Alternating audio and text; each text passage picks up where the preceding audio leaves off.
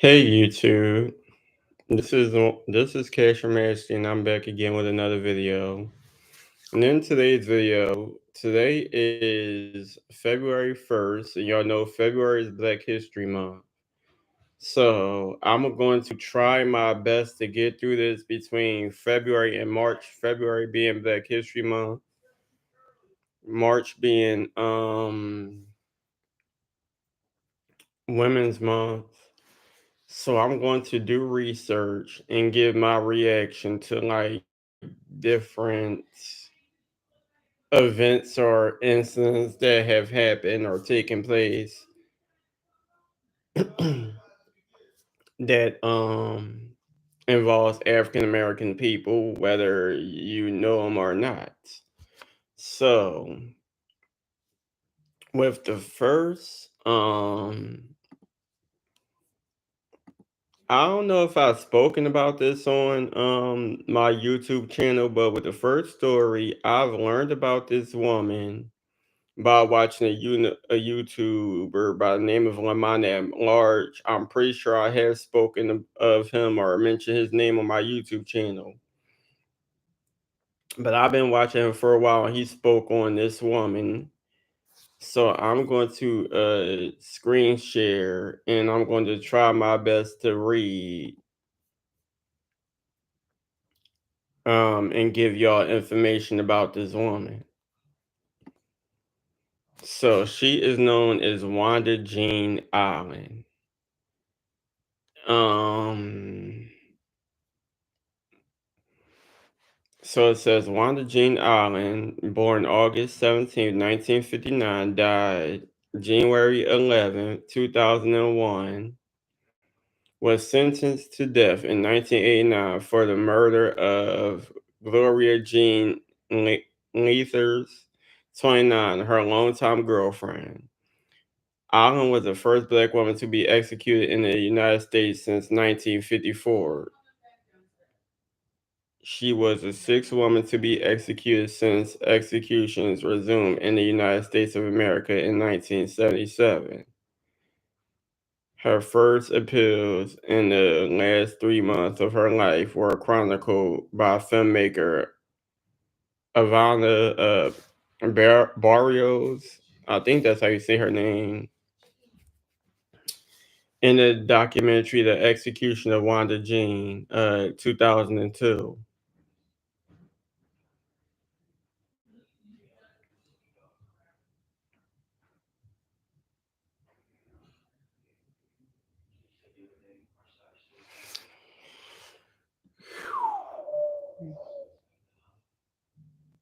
So that's crazy.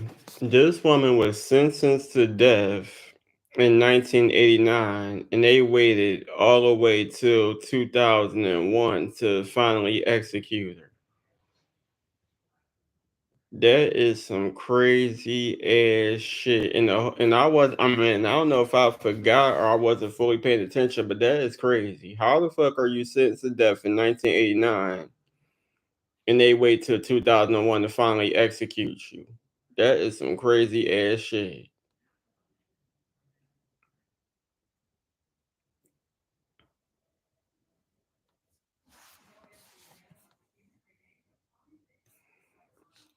Anyway, Wanda Jean Allen was born August 17th, 1959, with the second of eight children. Her mother was an alcoholic. Her father left home after Wanda's last sibling was born, and the family moved in public housing and scraped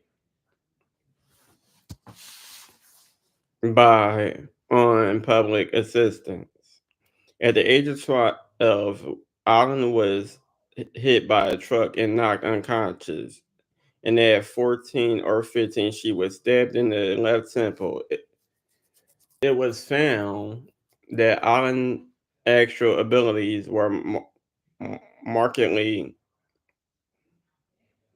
were markedly impaired, and her IQ was 69.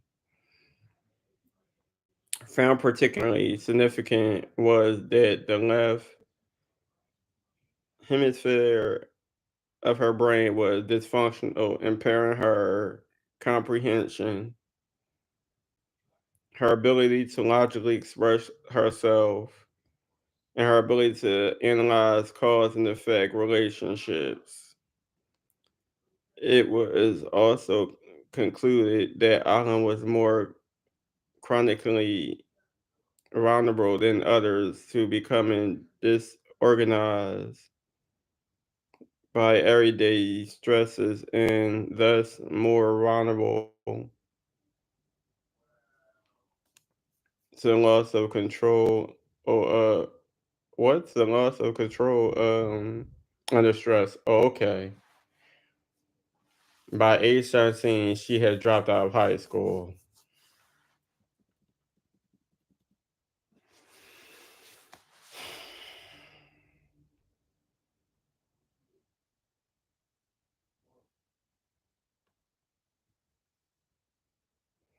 Death of Deidre Pettis. I think that's how you pronounce her name. In 1981, Allen was sharing an apartment with Deidre Pettis, a childhood friend turned girlfriend. On June 29th, 1981, they got into an argument and Allen shot and killed Pettis. In her 1981 confession, Allen stated that she accidentally shot Pettis from roughly 30 feet away while returning fire from Pettis' boyfriend. However, foren- the forensic evidence was inconsistent with Allen's story. In particular, the police expert believed that bruises and powder burns on Pettis' body indicated that Allen had pistol whipped her, then shot her at point blank range. Nevertheless, prosecutors cut the deal with Allen, and she received a 4-year sentence in exchange for a guilty plea to a manslaughter charge. She served 2 years of the sentence. Pez was buried in Trice Hill Cemetery in Oklahoma City, Oklahoma. So she killed one girlfriend.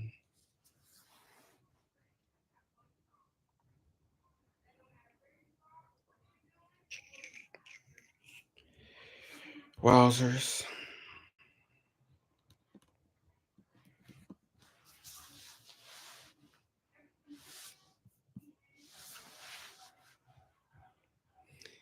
7 years after the death of Deidre Pettis, Allen was living with her girlfriend, Gloria Jean Leathers.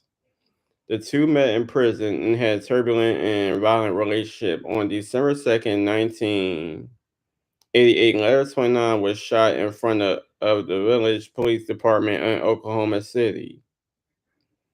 15 minutes before the shooting, the two women were involved in a dispute at a grocery store.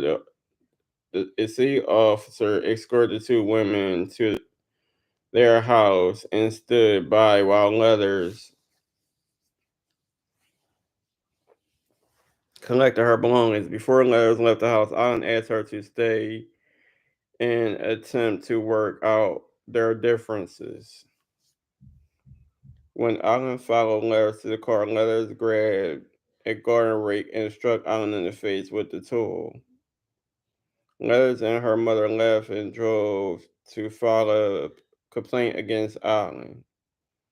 Allen followed them, claiming that she was trying to get Leathers not to leave her. When Allen approached Leathers in the parking lot, she saw Leathers still had the rake.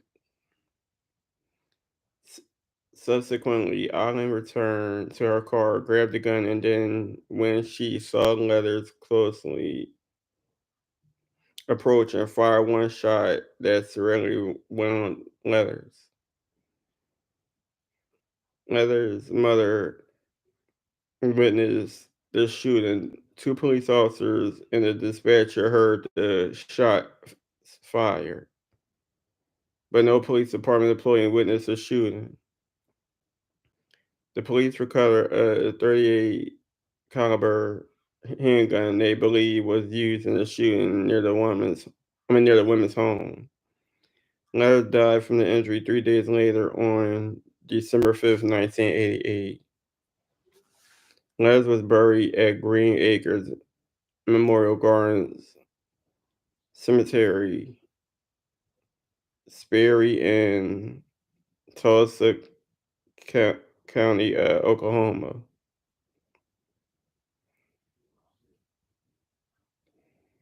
Well, damn, she doing a lot. She doing a lot in Oklahoma.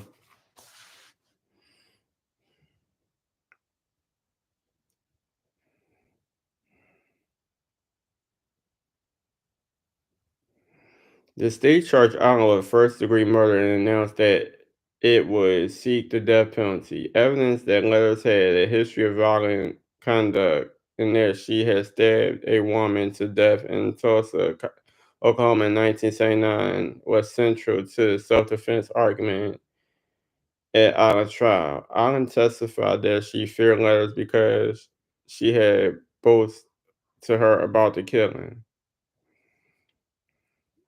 The defense sought to corro- what?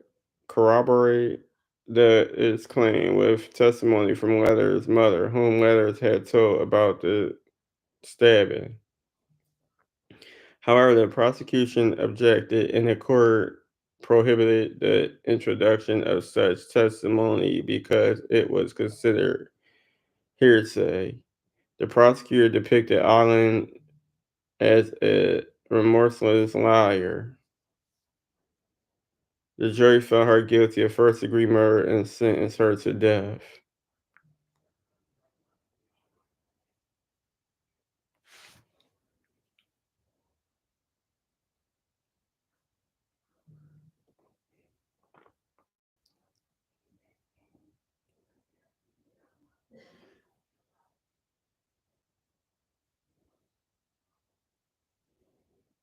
During the punishment phase, the prosecutors argued that Allen should be sentenced to death because she had been previously convicted of a felony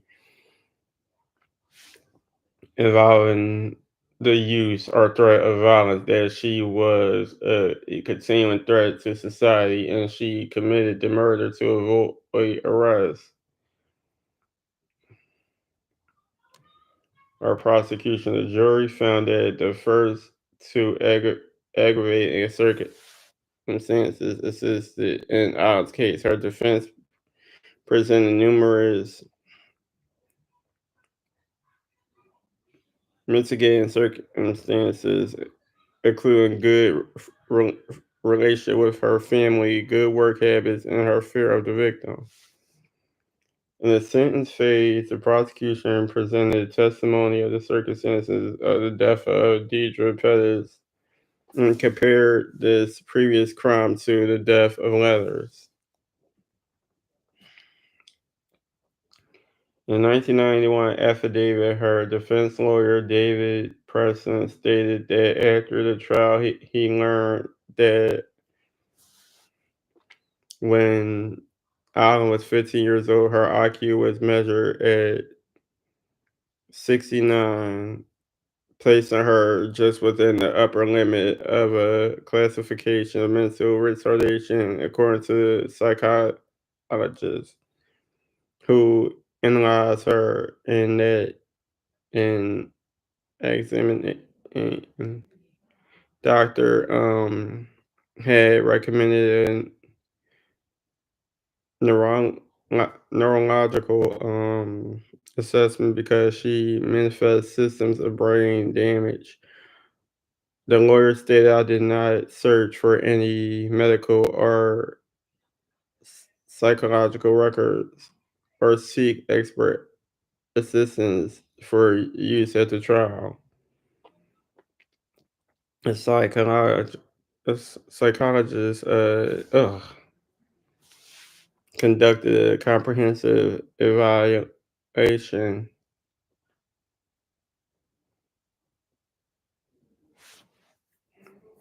of Allen in 1985 and found clear and convincing evidence of cognitive and sensory motor deficits and brain dysfunction, possibly linked to an abduction for use at the trial. Oh, oh shit, I'm reading it wrong. An abduction head injury. Okay. Of the five members of the Oklahoma Pardon and Parole Board, three were appointed by Governor Frank Keating. Keating, who considered giving Allen a stay based on a narrow issue of whether the Oklahoma Pardon and Parole Board had enough information regarding her education. Allen's attorneys had pointed to her scores, a 69 on an IQ test she took in the 1970s, arguing that she was in the range of intellectual disability. Prosecutors said Allen testified during the penalty phase for of her trial that she had graduated from a high school and received a medical assistant certificate from a college. But they said Allen dropped out of high school at 16 and never finished coursework in the medical assistant program.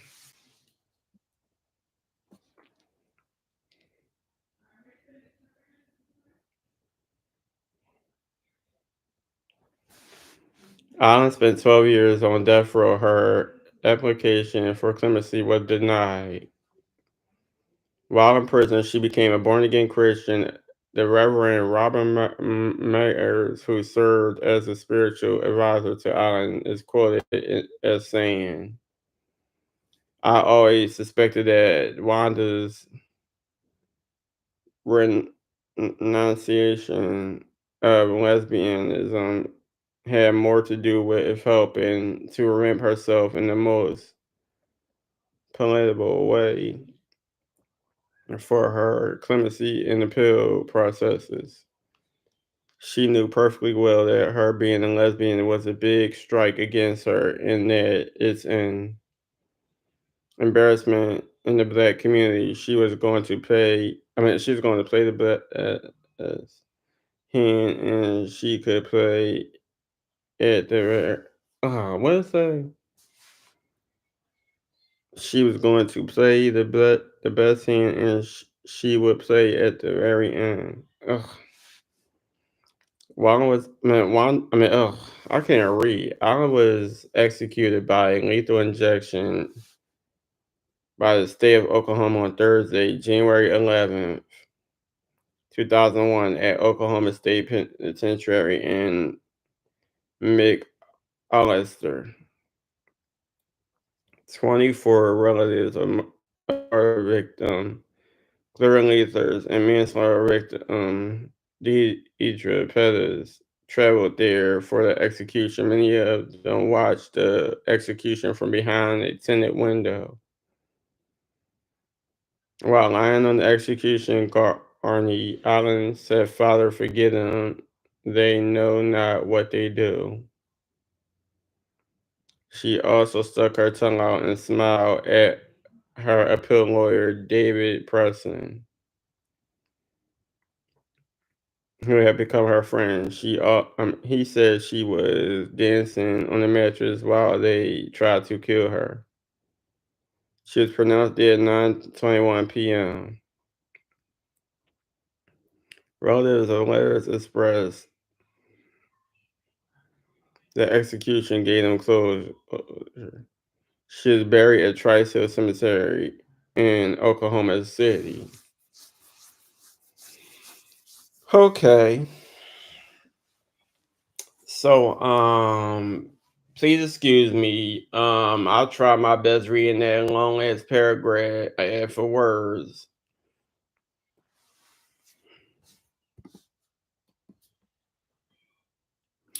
But this is the story of Wanda Jean Allen. So as y'all know, so as I read, she's an African American woman who is a lesbian had two lovers that she ended up getting into heated arguments with, and she killed both of them. And no matter what, I mean, how she grew up, what she's going through personally, and all that other stuff, they decided to kill her.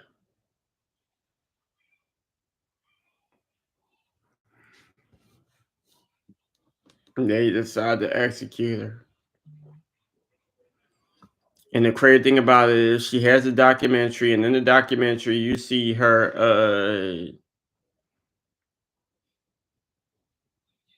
I guess her appeal lawyer, David Preston, is pretty much the main, like, other than Wanda herself, David Preston is the main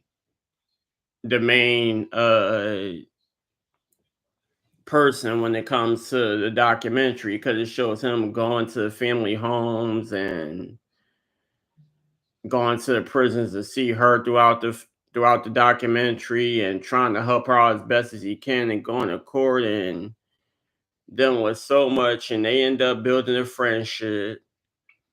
Y'all can actually watch it on YouTube. Yeah, it is on YouTube. But they didn't build a friendship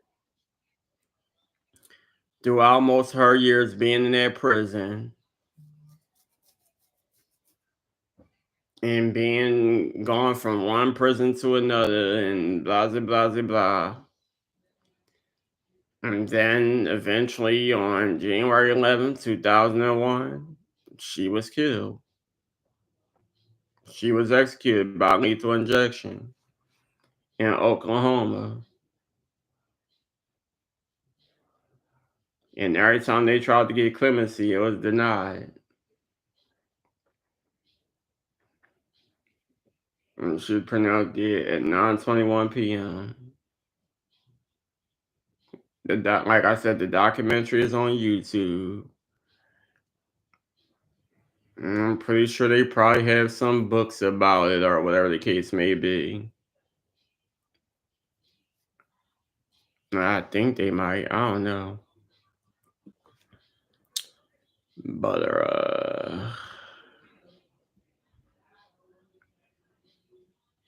she was 41 years old when she was executed.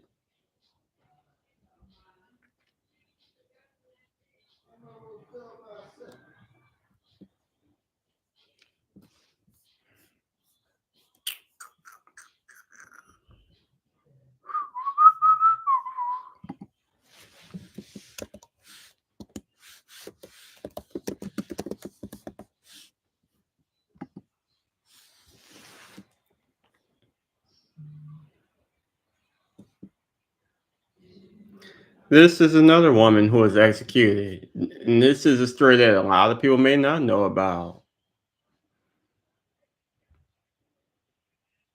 This woman was executed in Georgia. She was 44 years old when she was executed. And this woman goes by the name of Lena Baker. Lena Baker, June 8th, 19,000.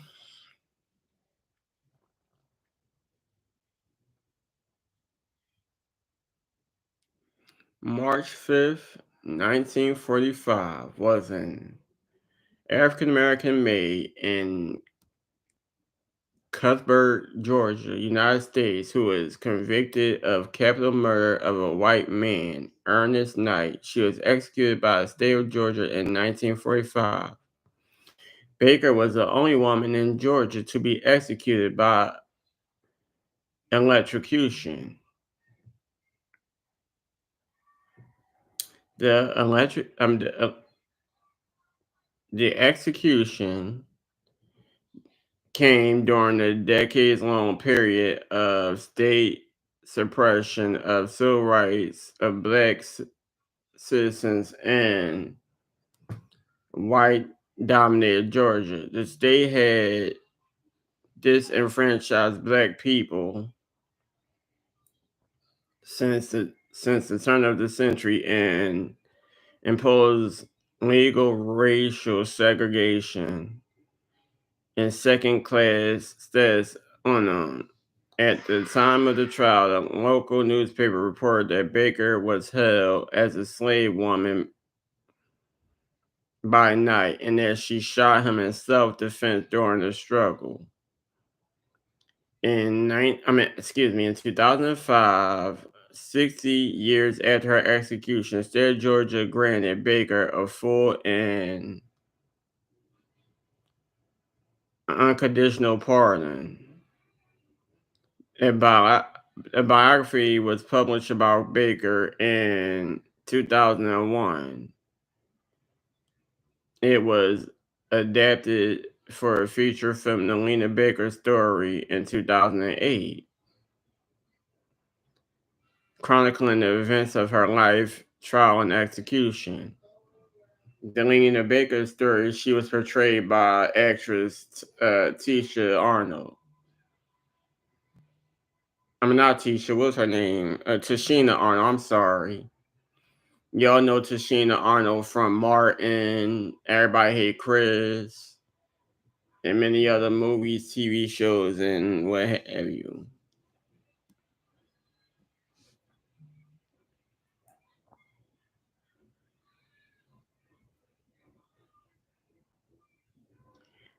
Lena Baker was born June 8, 19,000, to a family of sharecroppers and raised near Cuthbert, Georgia. Her family, which included three siblings, moved to the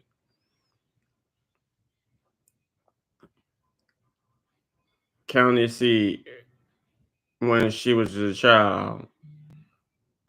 As a youth, she and her siblings all worked as farm laborers. She chopped cotton for a farmer named J.A. Cox.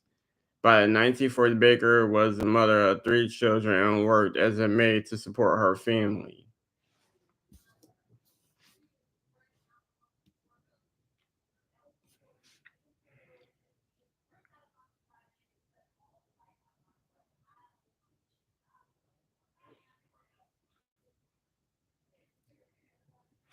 In 1944, Baker started working for Ernest Knight, an older white man who had broken his leg. He owned a gristmill, and upon sexually assaulting Lena multiple times, he would keep her there in prison for days at a time and near slavery. Knight's sons and townspeople disliked their relationship and tried to end it through threatening Baker. One night, an argument between the two ensued, during which Knight threatened Baker with an iron bar. As she tried to escape, they struggled over his pistol and she shot and killed him. She immediately reported the incident and said she had asked. Excuse me, she had acted in self defense.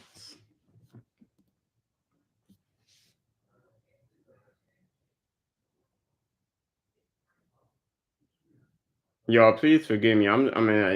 Y'all know I be trying to read these little ass paragraphs and stuff, and then the screen is bright, so it could kind of help me read because I don't have glasses on.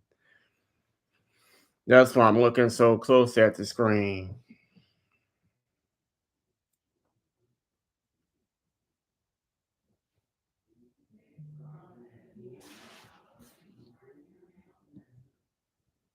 Now, please forgive me if I mispronounce anything or if I'm reading too slow. Anyway, Elena Baker was was charged for capital murder and stood trial on August 14, 1944. The trial was presided over by Judge William Two Gun Morrow, who kept a pair of pistols in view of his judicial bench. At her trial, Baker testified that Knight forced her to go with him on that Saturday evening of April 29th. The town disliked their sexual relationship, and the county sheriff had warned her to stay away from Knight or risk being sent to jail, but she was afraid of Knight's physical abuse. He had forced he had forced relations on her. His son had also beat her on another occasion, warning her to stay away from his father. Baker said she got away from Knight that night and slept in the woods. As she returned to Cutthroat the next, I mean, excuse me, to Cuthbert the next morning, Knight cornered her, taking her to what the fuck? Taking her to the grist mill and locking her in. When Knight returned, Baker told him she was leaving. According to Baker, they tussled over the pistol after he threatened her with an armbar.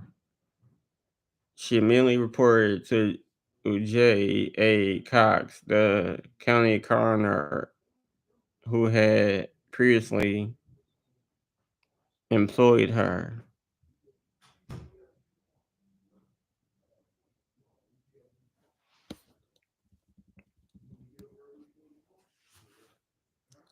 The all-white, all-male jury rejected Baker's plea of self-defense and convicted her of capital murder by the end of the first day of the trial.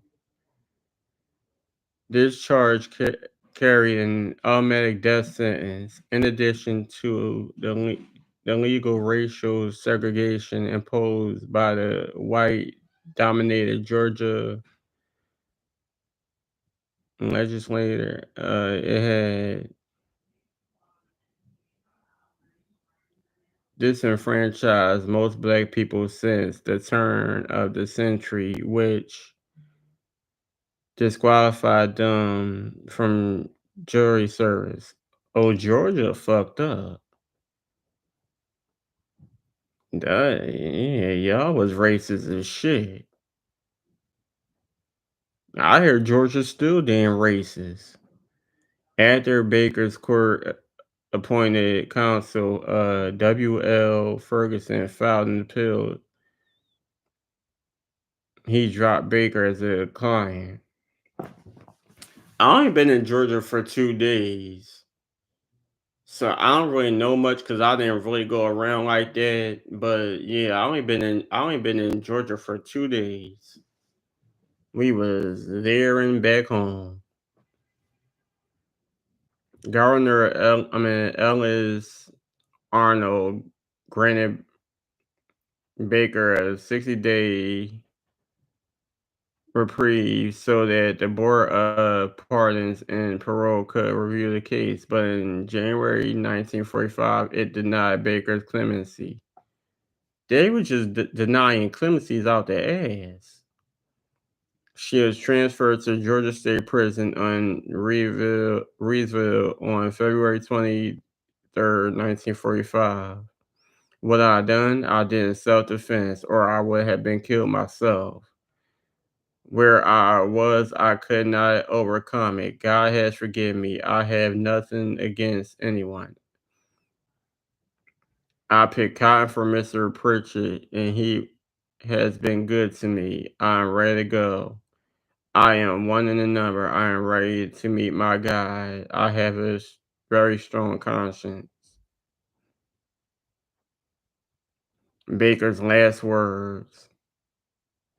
Baker was executed on March 5th, 1945.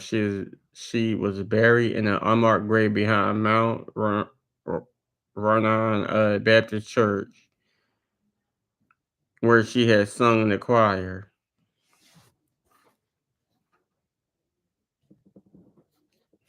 All right, so This is her. This is her grave.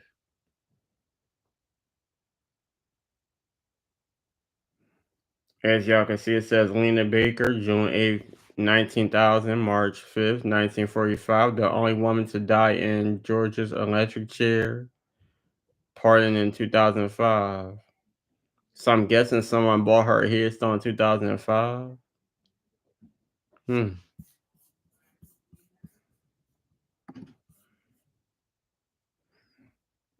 I'm surprised ain't nobody really did her story on YouTube. I'm gonna check and see.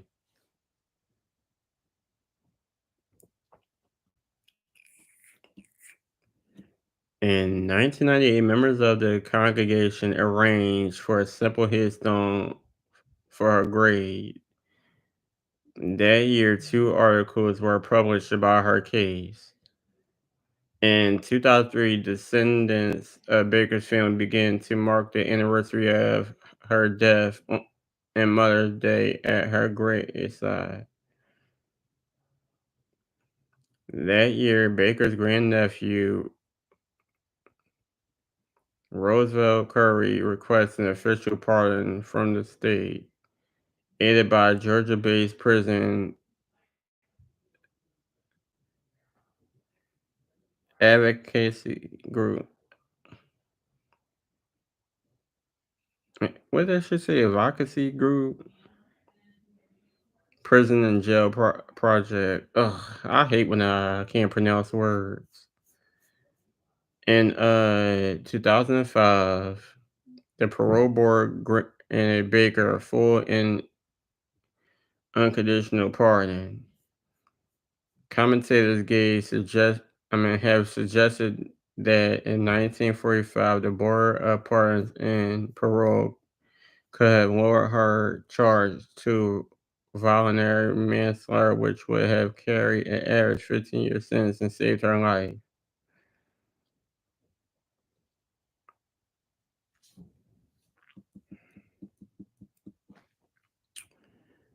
In 2001, Leela Bond Phillips, a professor at Andrew College, published a biography titled The Lena Baker Story, which was adapted into a feature film of the same name in 2008. Tashina Arnold played the role of Lena Baker.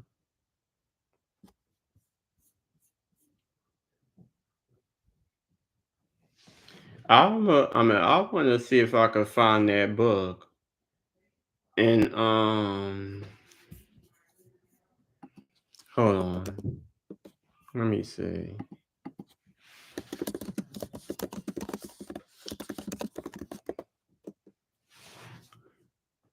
Okay.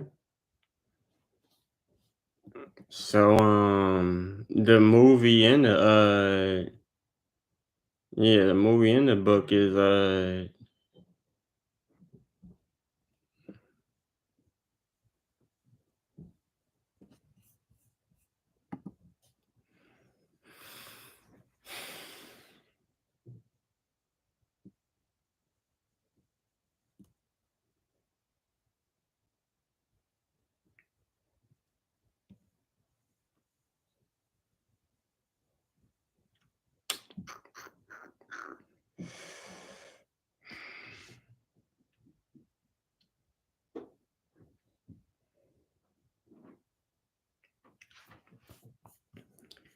all right, so I found the book on Amazon if anyone is interested in reading about Lena Baker.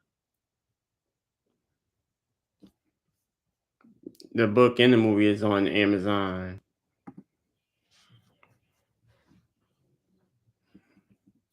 So this is a book by Lena Bond Phillips.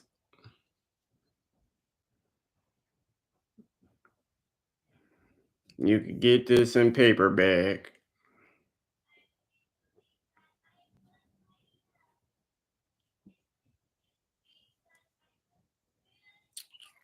It's 120 pages.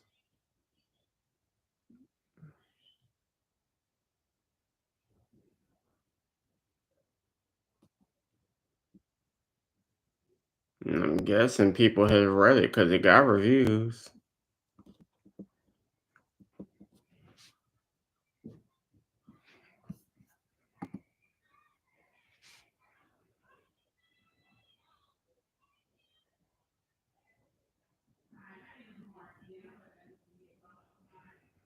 So, one person reviewed it in 2005, I'm guessing.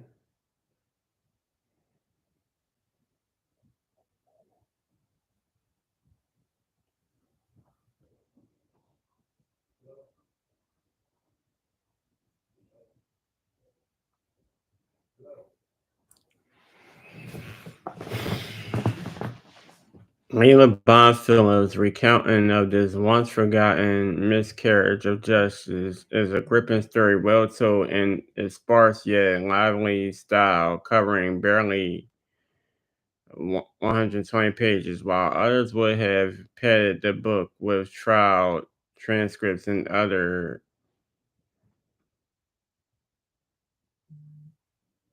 ephemeral era.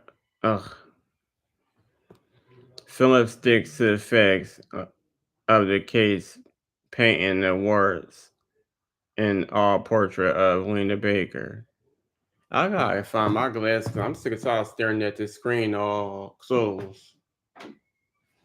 I can't read shit.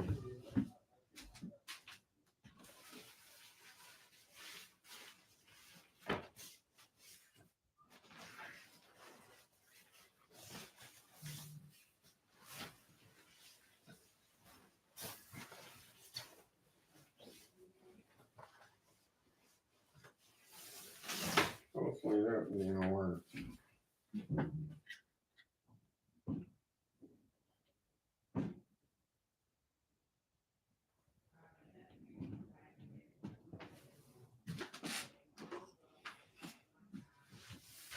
Alright, hopefully this will work because I'm sick and tired of staring at this screen all close and then can't read nothing. Alright, much better.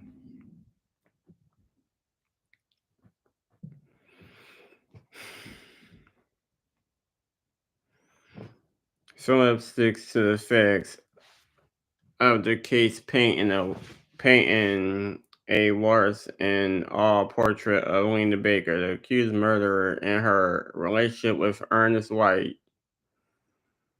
the victim. Phillips is inspiring in the depiction of the events leading to the murder, as well as providing background information on all the major characters as events unfold.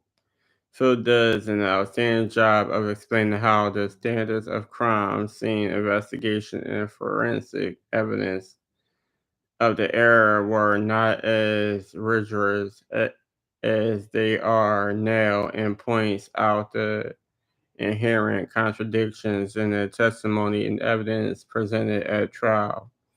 Phillips studiously avoids making judgments and is careful to point out that readers should not use contemporary standards to judge the characters in their actions. The unflattering and emotional depiction of an interracial relationship going wrong in the Jim Crow South has the potential of overwrought prose, but Phyllis keeps it in check largely due to her writing ability. She has an MA in English. In fact, her style of writing is well suited for historical writing, even though here she is writing out a film.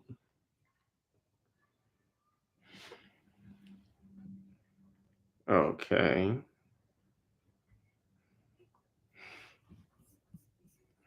When printed in 1990, this book generated renewed interest in the case and efforts to mark Miss Baker's grave and obtain a pardon from the bar of parole and pardons was undertaken.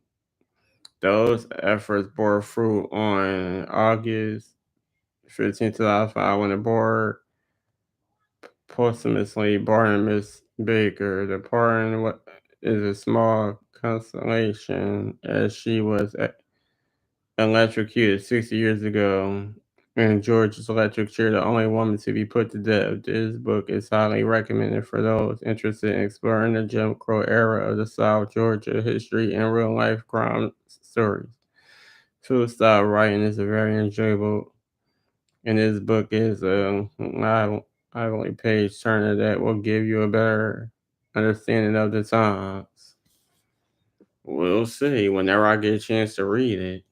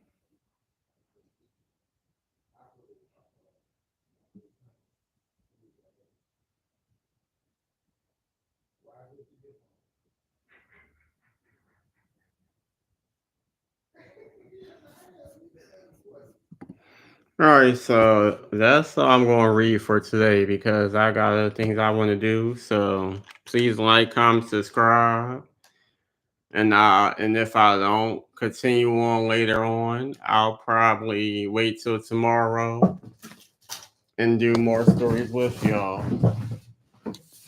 And if you want to see any new content, please feel free to donate to the YouTube channel. My Cash App is CashRMaxC26. Now I'll get back to you on the next video.